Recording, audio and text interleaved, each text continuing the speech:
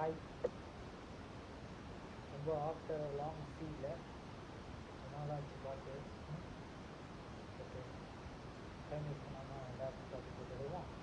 ஒன்றுமே இல்லை, ஒரு சின்ன ஒரு விஷயத்தை வந்து ஷேர் பண்ணுறதுக்காக தான். ஆல்ரெடி நம்ம நிறைய விஷயங்கள் பேசியிருக்கோம், டாபிக் பற்றி பேசியிருக்கோம், நிறைய விஷயம் வந்து ஷேர் பண்ணியிருக்கோம். அதெல்லாம் தாண்டி இப்போ வந்து ஒரு சப்கான்ஷியஸ் அப்படின்ற ஒரு விஷயத்தை பற்றி நம்ம எல்லாருமே தெரியும்.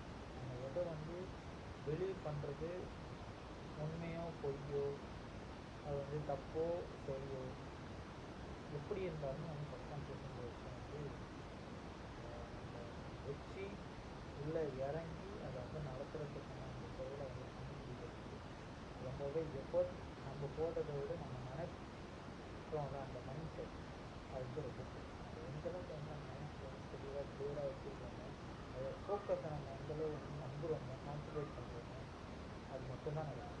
இதை தப்பாக நடக்கும், தப்பாக நினைக்கிறேன் அப்படின்னா அது மட்டும்தான் நம்மளால் வந்து பிலீவ் பண்ண முடியும். பிலீவ் பண்ணுறத அது நடத்தி கொடுக்கும். ஓகேவா? இதுவே நம்ம நெகட்டிவாக நினைக்காம பாசிட்டிவாக மட்டுமே நினச்சிட்டு இருந்தால் என்ன நடக்கும்? நல்லது மட்டுமே நடக்கும். ஸோ நம்மளால் கெட்டதை ஃபோக்கஸ் பண்ண முடியும் அப்படின்ற ஒரு அதே வந்து ஒரு மைக் தான், ஒரு தேவையில்லாத ஒரு விஷயம். தேவையில்லாத விஷயத்த நம்ம அவ்வளோ வந்து ஃபோக்கஸ் பண்ணுறோம், அவ்வளோ வந்து பிலீவ் பண்ணுறது வந்து நல்லதை பண்ணலாமே. நல்லதை ஃபோக்கஸ் பண்ணால் நல்லது நடக்கும் அப்படின்றப்ப நல்லதை ஃபோக்கஸ் பண்ணலாம்ல, நல்லதை பிலீவ் பண்ணலாம்ல, நல்லதை நினைக்கலாம்ல, நடத்தலாம்ல, செயல்படலாம்ல. ஸோ அதுதான் விஷயம். எந்த மாதிரியான சூழல் நமக்குள்ளே நம்ம சுற்றி இருந்தாலும் சரி, நமக்குள்ளே இருந்தாலும் சரி, நல்லதை மட்டுமே கொடுக்கணும், நல்லதை விதைக்கணும் அப்படின்ற ஒரு விஷயத்த டெலிவர் பண்ணணும். மனசில் நம்ம அது விதையாக இருந்தால் தான் அது மரமாக மாறும். விதைக்கவே இல்லைன்னா கஷ்டம்.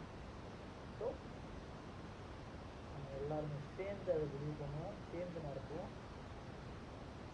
இன்னும் ஒரு ப்ராப்பரான பெஸ்ட்டான ஒரு நிதர்சனமான உண்மைகளை உங்களுக்கு தெளிவுற எடுத்து வைக்கிறதுக்காக உங்கள் Tamil. Thank you so much. Love you all. தொடர்ந்து நிற்கணும். பாய்.